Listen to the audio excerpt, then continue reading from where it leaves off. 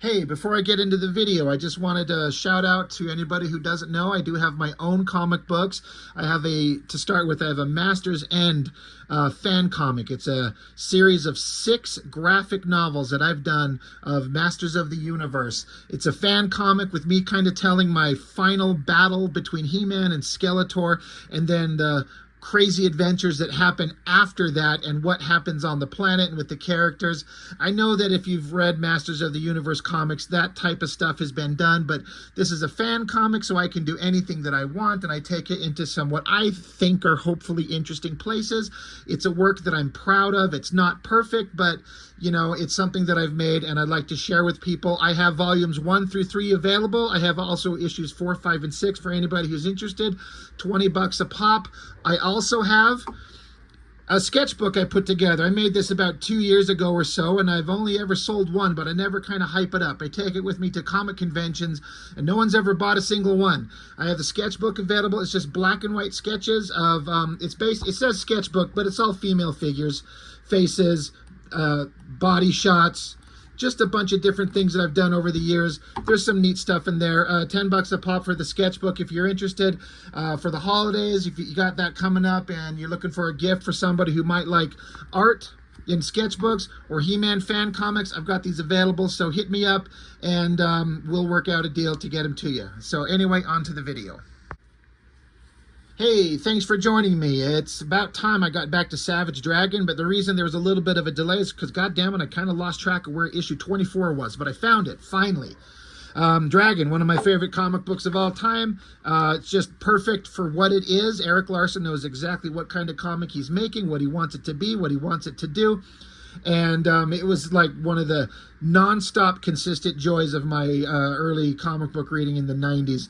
I mean, I'm still collecting it to this day, but the earlier issues I've said up to issue 75 are the best.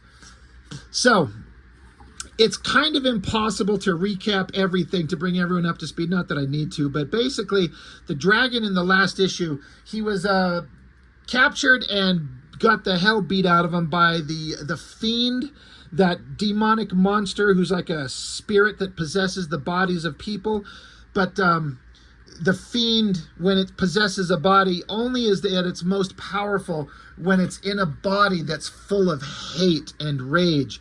And the fiend found in the mother of the dragon's dead girlfriend the perfect host. And so the fiend grabbed Dragon and beat him within an inch of his life, distorting his body. And the last time we saw him is the fiend dropped him down into like a smokestack to let him kind of basically sit and rot until the fiend can find a way to kill him so he doesn't go to heaven where her daughter is, but to hell. Sounds complicated. Maybe it is, maybe it's not. But the last time we saw the dragon, he busted himself out of the smokestack and was crawling himself out, and his body's just a distorted mess because he basically healed together the wrong way. It's a really interesting concept to play up on the idea that a superhero has rapid, super quick healing. But what happens if he heals together the wrong way? That never seems to come up. So this issue starts out, Eric Larson, he likes to experiment and do different things just to try, and suddenly just one issue you'll get like things that are a little bit different than have been going on in the book previous. This one starts out, there's a lot of dialogue from this guy. He's a cab driver. We just kind of meet him for a minute. He gets in his cab, he takes off, but then we get to this like sleazy looking, it's like a strip club. And there's these little panels. This is a thing that Larson throws in this book that's kind of interesting. He just throws in these tiny little panels to draw the faces of all these various little creatures and monsters and mutants and freaks that are in this world, and you get to hear kind of their thoughts as things go on. They do talk about here, there's this character where he's one of these super freaks and he looks like a bull. And so they call him the Chicago Bull because this whole Dragon comic is set in Chicago. He looks like a bull, so of course he's going to call himself the Chicago Bull.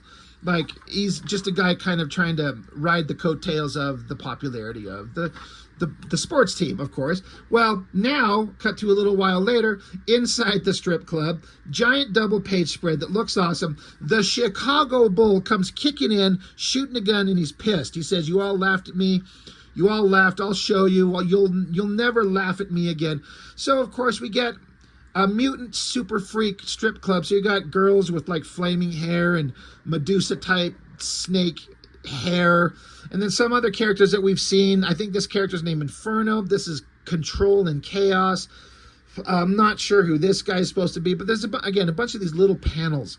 It's really interesting. And so each one of them are like, look out, it's the Chicago Bull. He's gone crazy. Get down. And then just all these tiny panels of these little faces everywhere. Like, one of my favorite ones is this little jar with a brain in it. Like, that's hilarious. It's so silly. Eric Larson, he never shied away from, showing big images of the hot girls. And so we're going to put him in there. But while the guy just busts in as if to create a ruckus and like mow down some people because he's just lost his mind, there's this character who they call him Weed. He looks kind of like the Swamp Thing. I don't know if that's supposed to be what he's supposed to be a portrayal of. But he just casually and easily takes the Chicago Bull, puts him down, knocks his ass out. And this guy, whoever this dude is, I'm just looking to see if it lists his name. Mr. Hazard, maybe? I don't know. But anyway, this guy says about the Chicago Bull, he's like, what a loser. He ridiculed his own kind to entertain the masses, and when they rejected him, he expected to be welcomed back by his people with open arms. Basically, they're making fun of him because they consider him a sellout. So he's knocked down, probably dead. Yeah, now he's dead. So now this guy comes up from the back, and he's just kind of looking at the dead body of the Chicago Bull, and he's like, well, maybe he didn't have to die in vain. Hey, Cookie, I got some fresh beef for the kitchen. You're like, okay, they're going to take his body and grind it up to use as meat. Meanwhile, another guy busts in. He says, all right, low-life freaks, Overlord's dead and I'm taking over. One of us has got to take over the vicious circle, and that's going to be me. His name is Roughneck. Again, we get all these little tiny panels. I think it's just fun. It's interesting. It looks like it'd be a pain in the ass, but Eric Larson, when he pencils, if you ever look at his work, he pencils super rough, super light, and he just finds the final drawing in the inking stage. So the biggest part that would be a pain in the ass on this stuff for him, I bet, would be using a ruler to put all these little squares in there. They all look like they're roughly the same size. I wonder if he just had some kind of little square template they could just set down and just kind of trace around it. And then he just goes in and probably just fills it in practically straight to ink with all these little heads. I'm guessing, but I like it. It's just something different. But like I said, this guy, there's the Overlord, the bad guy who ran the vicious circle. He's dead, and so now there's a power vacuum. Isn't that the word that people use? And somebody has to run the organization. So everyone's trying to fight for control over the super powerful gang of the vicious circle in Chicago. So people are always fighting over it. It's starting to become a big fight. He's like, I'm going to take over. Any objections? And a bunch of the characters in this strip club place are like, yeah, plenty. Like, no one's just falling for it. Meanwhile, we cut over to, here's the cab from the guy in the first page. And this is kind of a weird distorted image. Like, you probably can't tell what it is, but that's the point. That's the dragon. These are his broken, misjointed legs. He comes crawling out. The cab driver finds him. He's like, holy shit. Meanwhile, cut to another scene. Eric Larson's never one to shy away from coming up with a funny kind of gag when it comes with names. So you got a monkey-looking dude and just a guy in a costume. They say, we are the Rumble Brothers. I'm Furious George, and this is my brother, Raging Woody. Now, that shit's funny. And I kind of appreciate that. And the more I kind of think about it, I've been making my own comic, and I've got it. It's getting wrapped up. This next one that I'm going to put out there, I'm going to do a crowdfunder on it. And the more I think about it, I'm trying to do like a combination of like, yes, it's kind of like a serious like superhero comic book, an action comic book, but it's also very adult with violence and blood and guts and adult situations and nudity and shit like that, but jokes and gags. It's a parody of 90s comics. And when I was reading this just now, it kind of occurs to me, I'm kind of doing a comic that is kind of like this, where there's all this action and fighting and situations, but then there's going to be jokes that show up that are kind of in there just to kind of make you laugh. You know, it's kind of like that, the thing that I'm kind of coming up with. So maybe the Eric Larson influence is, hitting me more than I pay attention to. But Furious George, Raging Woody, they show up. They're going to fight. All kinds of actions going on. Meanwhile, we get She-Dragon. And again, Eric Larson, I appreciate the man. He's never one to shy away from showing the sexy female parts. I mean, should that be the thumbnail to the video? Will that get clicks and views? I mean, I might do it. I don't know. But she's kind of out of her mind. She kind of hears voices. It's kind of unclear how and why. She's a weird character, but she's a good character. Like, she's a good person. But she's part of this group of other people who suddenly come back and land behind her. And they're like, hey, there you are. And it's the Next Men. These guys have shown up a little bit here and there in the book. It's obviously supposed to be a play on the Next Men, John Byrne's book. And I can't remember. I don't know. These characters are all supposed to be stand-ins for other characters I think John Byrne has worked on. Like, this character is Fade. I don't know who that's supposed to be. This is Super X, so I'm guessing Superman. Subhuman, so maybe Namor. And Lightning Bug, I don't know who that's supposed to be, because I don't know outside of Superman, like, the characters that John Byrne's worked on. Eric Larson has a beef with Byrne in this era. It's probably long since squashed. People get old and who cares, but Eric Larson was kind of like trying to say something without being overly insulting. I don't know. I'm not quite clear on it, but I know that Larson and Byrne kind of butted heads. And this was kind of the start of it. But these characters show up. They know her. They want her back in their group. It's kind of convoluted. Who cares? Back again with this other character. This is another guy who, because he's just big and strong, he's like, I'm going to take over the vicious circle now that Overlord's dead. I'm going to be in charge. And so then this little guy, he's in the background here, and he comes up behind him, this big guy named Slab. And he's like, excuse me, I'd like to introduce myself. I'm called Negate, for reasons that will soon become obvious. Zaps him and just negates his powers. He's just a human. So now he's surrounded by all these evil bad guys. He was just sitting there saying that I will pound the piss out of anybody who says otherwise. Well, now he's surrounded by a bunch of evil villains, and he doesn't have powers. So then this is another thing where normally I would look at this and I'd be like, oh my Christ almighty, how many words do we need to have on a page? But Eric Larson has these characters talking. For one thing, I mean, yes, there are some text boxes, and these text boxes from also on the front first page, because with the color, you can kind of match them up. It's the inner monologue of the cab driver. And he's talking about kind of the state of the city and the monsters and the superheroes. And it's just kind of an interesting shot where Eric Larson just basically draws a splash page of like a stormy city, the car driving through the streets, and a homeless guy and fire. It's basically just a place to put a bunch of dialogue. And it's a conversation between the cab driver and Dragon, talking about Dragon being a role model and is he doing it right? And so the cab driver is basically saying, like, you're being a role model, but do you feel like maybe you're not being the best role model you could? You're dating a former prostitute. How does that set an example? And Dragon tries to make the argument that he doesn't ask to be a role model. He's not trying to do that. And so the cab driver's like, well, you know, it's just the nature of what's going to happen. Like Michael Jordan or O.J. Simpson, they didn't ask to be role models either, but they set examples, and heroes are important, and children emulate heroes that they see in popular culture and TV, more so than their parents sometimes. And Dragon's like, well, I don't have a lot of options. It's not safe to date me. Rapture can protect herself. My first girlfriend got killed. So, and I like Rapture, so I like dating her, so I should be able to do what I want. So it's just kind of like a back and forth conversation about the nature of being in the spotlight and having people look up to you, and is there any kind of like moral imperative for you to act a certain way, whether you want to or asked for it or not. Larson has something to say, and he's not pushing any kind of like thought that you need to have. He lets them dissect the issue from both sides and just kind of leaves it up in the air. Like any conversation, you should be able to sit down and kind of hash it out and speak your thoughts and have your kind of opinion on a subject, and then walk away and go, okay, good conversation, thank you. That's basically what's going on here.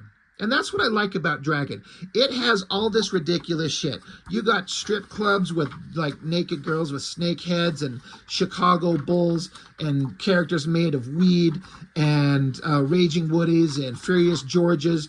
But then you have Larson coming along and having conversations that are actually meaningful. There's something to say without it preaching.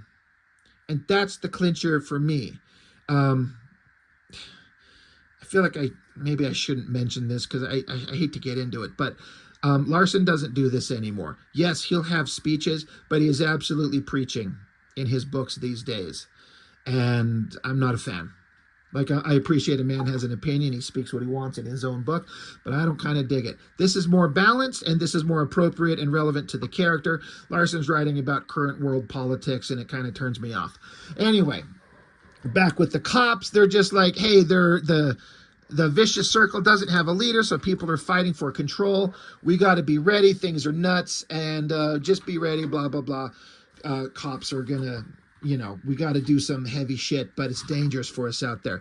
And to that point, boom, out comes Mako, the half man, half shark. He shows up, and he's a terrifying monster, and the cops are like, oh, shit, we're in trouble. And continuing that conversation that Erik Larson was having over here about being a role model and having something to say, we get into this part right here. Because the cab driver was asking, like, well, why should you date a prostitute when it kind of looks bad, especially if you're a cop? And Dragon was making the point that Rapture is a former prostitute. She's cleaned up her act, and I'm into her. I love her, so it's fine. So then the cab driver's like, well, what about Dart? The character, the blonde girl that throws darts. And Dragon says, I can't stand her. She doesn't like me. Besides, I think she's a dyke. And so the cab guy goes, well, why is it whenever a girl doesn't like some guy, he assumes that she must be a lesbian? Is it your ego is so fragile that you can't accept the fact that she just might not find you attractive? Dragon says, I can accept that. I just don't think she finds any man attractive. Not that I'd blame her. Hell, if I were a woman, I'd be one.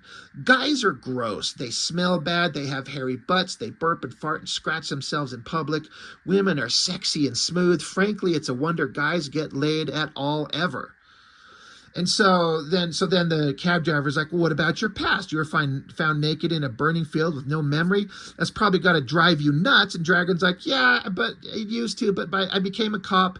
It gave me purpose, and it doesn't really bother me anymore. So we get to kind of get into the Dragon's thoughts of why he exists and who he is and how he is. He's making a difference. He's helping people. He's doing good things. That's awesome. While they're talking across the radio, Dragon had the cab driver listening on the police radio, and it says, officers down, we need help. We need to respond. And so Dragon, I love this because he's kind of been in the dark in the back here, but then he leans forward with his crooked ass jaw, and hearing that cops are in trouble, he leans forward and says, let's roll. I love that ridiculous crooked jaw shot. It looks so funny because, again, he got, mutilated. Meanwhile, more characters, just a fight going on. There's this character. His name is Vandal. I think Liefeld's going to be pissed off because Larson has a character named Vandal first. But he gets trapped between these two characters. They are Justice and Liberty. They are the, I think, the son and daughter of Super Patriot. So he shows up. So they're heroes stopping some bad guys. Back over with this Mako guy. I've always loved that drawing. It's a great flexing muscular shot of the arms, the fist, and then this shot of the shark's face. The shark guy, he's basically like trying to explained that, you know, they're trying to, like, you don't have to kill people. And the guy's like, you know, I don't need a guidance counselor. I have a thirst for blood, and a rare cheeseburger ain't gonna, you know, cut it, because he's basically half shark. His dietary needs are different. And he says here, he says, I wasn't much of a looker before the accident, and getting mauled by a shark at ground zero didn't exactly improve anything. So I guess that's Larson's kind of silly way of showing how he became what he is. He got mauled by a shark at ground zero, and so somehow, you know, ground zero, so nuclear testing, radiation, fused him, or whatever it did, turned him into a shark man. So he's like, what am I supposed to do? He's like, I don't have any choices. I can't work at a restaurant. I can't sell used cars. I'd rather die. I'm here to do what I want to do, and no one's pushing me around. And so Alex here, the cop, she's like, but you don't have to do this. And he's like, well, that's where you're wrong. I do want to do this. So he's kind of trying to give like an explanation of, like, almost make us have a little bit of sympathy for him. Like, I can't do anything else with myself. Look at me. But then he's also like, but I also kind of dig doing this. So meanwhile, you hear a voice from behind him, and there comes the dragon. Mutilated, twisted body, jumping at him. The shark guy, Mako, he's like, you've got to be kidding. He jumps down on shark guy. They get in a big old fight. Mako, he's like, yeah, you're already screwed up. Give me a break. You don't stand a chance. So they're pummeling on each other. Dragon's still strong, but with his body all screwed up, that's kind of not the best case scenario for him. Alex tries to jump in and help Dragon, but she gets elbowed in the face, gets knocked out. So after Mako beats the piss out of Dragon, he's like, yeah, this is my kind of fight, Mako is saying. He says, you're already messed up, and I just get to make it worse. I'm not even breaking a sweat. So then Mako stops for a second, and he sees somebody. It's in shadow. He's like, no, not you, not now, not when I'm so close. Stay back. So we don't know who it is in the shadows. And honestly, I've forgotten. I don't know who these people are. But they zap him and knock Mako unconscious, and then the dragon passes out too. We cut back over here to She-Dragon with the Nixed men. They're in some kind of underground lair, and we run into, I can't remember if this character has been shown before. I want to say that he has, but I'm not sure. It's Johnny Redbeard. He's alive. Now, this is supposed to be kind of, this is John Byrne. Johnny Redbeard. John Byrne has red hair. And so they play him like a serious kind of character. He's like, the tide is changing in the city of Chicago. Overlord has fallen. The vicious circle is without a leader. So basically, he's like, he's going to take over the vicious circle. We must act together. We can take control of the city. Chicago will be ours. So Johnny Redbeard's going to take over. Like, okay. And that's kind of the point of the story Larson's building up to, is this gang war. Everyone going to take over the vicious circle. Back with the dragon, his eyes pop open, and he's like, I'm waking up. I'm surrounded by strangers. They're going to cut him up. There's nothing he can do about it. This kind of mysterious. It's scary. What's going on? And we see Mighty Man. He's standing there, and he says to Dragon, I'm going to break every bone in your body. And that's a pretty awesome shot to end on. Pretty cool. So, this is one of those books where if you jump into the middle of this, and like this is your first issue, you're probably like, what the hell is going on? But I would also like to think that there's enough information there that it's interesting and you want to keep going. It's just kind of the nature of comics. Like, when you get going and read these things, and or as a creator, when you make them, you just have story that keeps building up, and you can't make it completely accessible to everybody when you get several issues in. So it's just kind of the nature of the beast. And Larson's approaching issue 300, and this is just issue 24. He's still doing it decades later. This right here, Dart, I have to say, I'm one of these weird guys where I saw this, and I appreciate the art, but it doesn't appeal to me. It does not look interesting to me in the slightest, so I avoided it and was not interested, never saw it. But then my buddy over on Big Baby Reviews, he's got his channel, and he got his hands on it, and so I watched him review it, and the art inside the book doesn't look anything like this. This, like, I don't know, it's probably watercolor. again, I appreciate it. There's certainly a lot of talent going on. It's just not an art style that this is not attractive to me. I'm not interested. But the art inside the Dart miniseries is very different, more traditionally hand drawn, and I thought it was actually pretty spectacular. Now it's like now I want to get my hands on it. So one of these days, if I'll track it down, I'll get that. And this is interesting. Dragon and Rapture, are they going to get married? So look for their response in issue 27, and you're supposed to send mail, yes or no. We were going to let the readers decide if Dragon should marry Rapture. That's kind of an interesting thing. Larson likes to kind of involve his readers. Why not? So issue 24 of Savage Dragon. It's always entertaining to me. It's fun to me. So that's all I've got for this one. Thanks for joining me. I appreciate it. I'll see you next time.